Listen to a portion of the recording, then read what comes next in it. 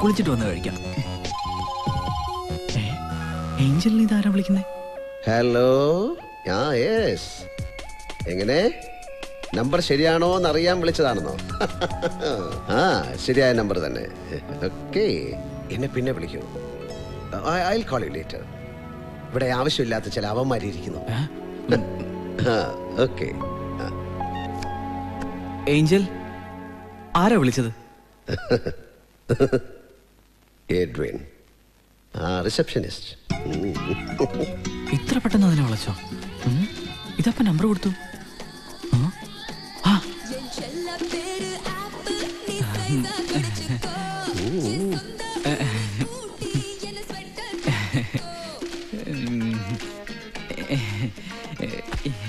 Angel, Angel,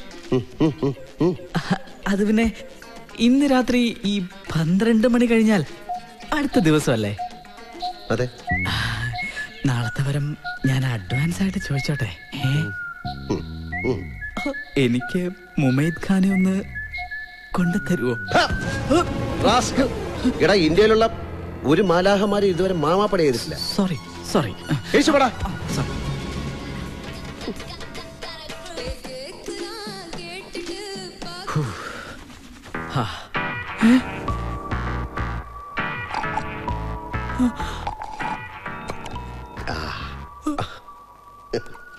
food അത്ര പോരാ, juice തരക്കേടില്ല.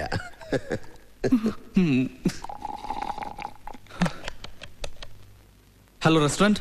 Sorry sir, restaurant close ചെയ്തു. കോഫി ഷോപ്പ് ഉണ്ട്. അവിടെ എന്തുണ്ട്? കോഫിയും ബിസ്ക്കറ്റും ഉണ്ട് സാർ. 10 coffee, 10 packet biscuit. എനിക്കൂടെ ഒരു പാക്കറ്റ് ബിസ്ക്കറ്റ്. ഒന്ന് മതി.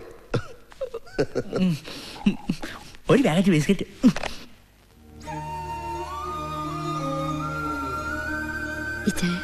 വെളിയിൽ നല്ല തണുപ്പുണ്ട്, ഇവിടെ ഇങ്ങനെ നിൽക്കണ്ട, വാ.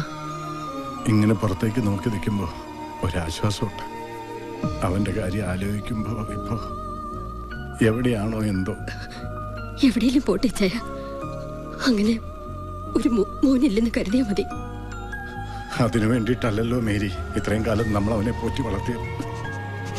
ആണും പെണ്ണുമായിട്ടാവും മാത്രമല്ലേ ഉള്ളൂ.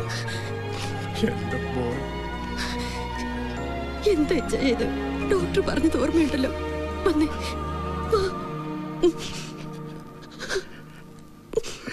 ഗുഡ്. കരാട്ടെ പഠിക്കാനുള്ള നിങ്ങളുടെ തീരുമാനത്തെ ഞാൻ ഹാർദവമായി അഭിനന്ദിക്കുന്നു. അക്രമങ്ങൾ പെരുകുന്ന ഇക്കാലത്ത് ആത്മരക്ഷയ്ക്കായി ഓരോ പെൺകുട്ടിയും കരാട്ടെ പഠിച്ചിരിക്കണം. നിങ്ങളുടെ ഭാഗ്യത്തിന്. എന്തിനാടാ എമ്മെ തായി എന്നെ കൊണ്ട് തല്ലിക്കുന്നത്? അങ്ങനെ എന്തായാലും നിന്റെ ഗുരുവല്ലേ. അത് ശരി. അപ്പൊ അവരെന്നെ തല്ലിയതിൽ കുഴപ്പമൊന്നുമില്ലല്ലേ? നിന്റെ കയ്യിലിരിപ്പുണ്ടല്ലേ, നീ പൈപ്പ് കൂടെ കയറി അയാളുടെ അടിച്ചതിന്റെ. അപ്പൊ നിന്റെ ഇന്നത്തെ ആവശ്യം എന്നെ കൊണ്ട് മത്തായിയെ തല്ലിക്കണം അല്ലേ? അതെ, തല്ലുന്ന ആക്ഷൻ ഞാൻ കാണിക്കും. അപ്പൊ അവര് കരുതും നീയാണ് ഫൈറ്റ് ചെയ്യുന്നത്. അങ്ങനെ നിനക്ക് അവരുടെ മുമ്പിൽ ഷൈൻ ചെയ്യണം അല്ലേ? അതെ. എങ്ങനെയുണ്ട് എന്റെ ഐഡിയ? ഐഡിയ കൊള്ളാം, ഐഡിയ കൊള്ളാം. പക്ഷെ ഐഡിയ കൊള്ളാം നോക്കണം. ഓക്കെ.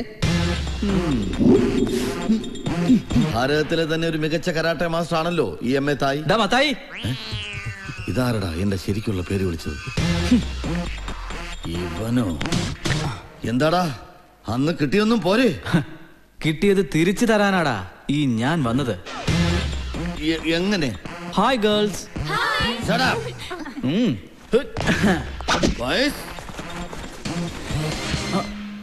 ഏഞ്ചലെ, കുഴപ്പമാവോ? എന്ത് കുഴപ്പമാവനടാ, നീ ചെല്ല്. എന്താടാ തായി, തുടങ്ങാം. മാസ്റ്റർ കറി എടാന്നോ?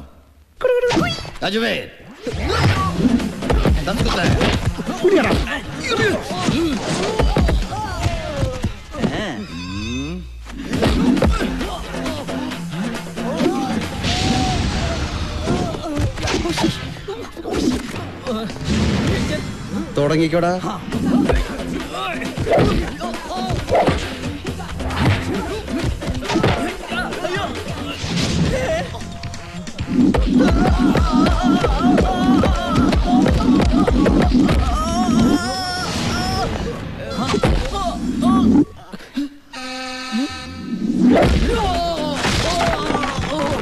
Hoşçakalın.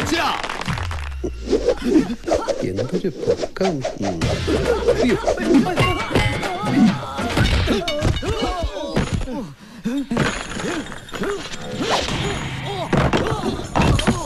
Atosya, bırak!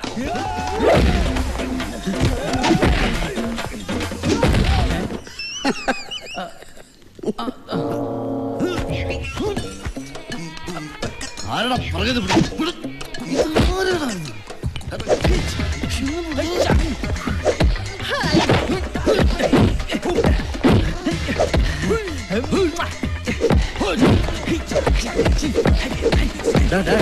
മതിയടാ. എടാ മാസ്റ്റർ ആയാലും ഒരു മനുഷ്യനല്ലേ? ഏഞ്ചൽ ഇതിൽ ഇടപെടണ്ട. ഓ അത് ശരി.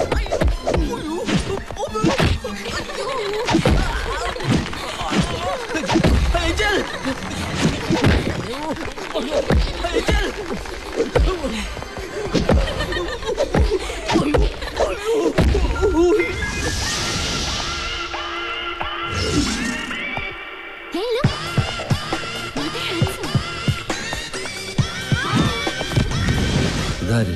ബിൽ ക്ലിന്റൺ വിത്ത് കൂളിംഗ് ഗ്ലാസ്.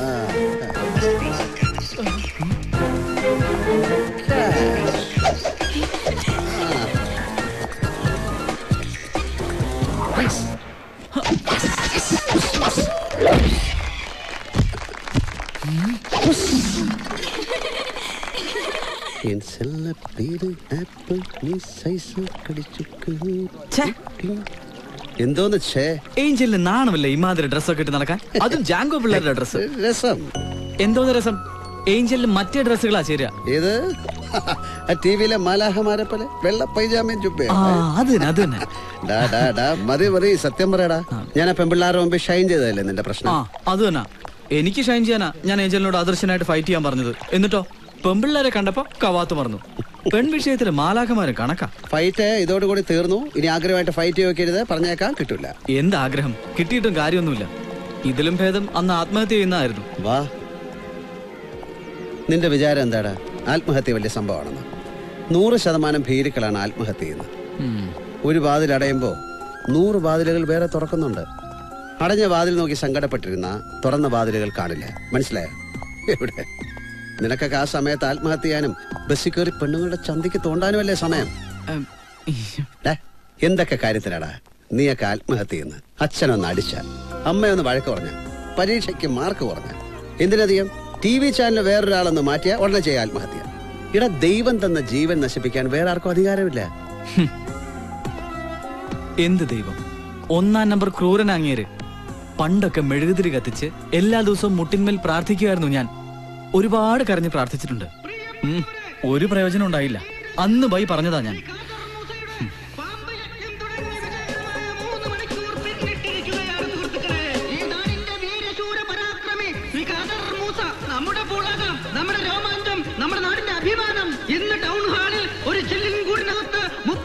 കണ്ടു പഠിക്കടാ.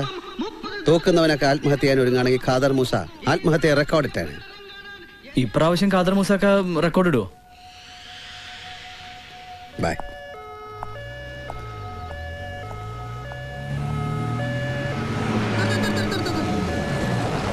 അറിഞ്ഞില്ലേ മൂസാക്കനെ പാമ്പ് കടിച്ച്? ഒന്നല്ല 30 പാമ്പുകള് ചില്ലിന്റെ കൂട്ടിനകത്ത് വെച്ചേ ആൾക്കാരും ഷൈ ചെയ്യാൻ വേണ്ടി മൂസാക്ക ഒരു പാമ്പിനെടുത്ത് ഉമ്മ വെച്ചു. ഇത് കണ്ടതും വലിയൊരു പാമ്പ് ദേഷ്യത്തോടെ മൂസാക്കനെ വട്ടം ചുറ്റിട്ട് ഒറ്റ കടി. ദേഷ്യോ? പാമ്പിനോ? അതെ, എന്റെ ഒരു ഡൗട്ടാ. മൂസാക്ക ഉമ്മ വെച്ചത് കടിച്ച പാമ്പിന്റെ ഭാര്യയായിരിക്കും. സ്വന്തം ഭാര്യയെ മറ്റൊരുത്തിന് ഉമ്മ വെച്ചാ ഭർത്താവ് വിടോ? അപ്പൊ ബാക്കി പാമ്പുകളോ? മക്കളായിരിക്കും. സ്വന്തം അമ്മയെ മക്കളുടെ മുമ്പിൽ വെച്ച് ഉമ്മ വെച്ചാ മക്കള് സമ്മതിച്ചോ?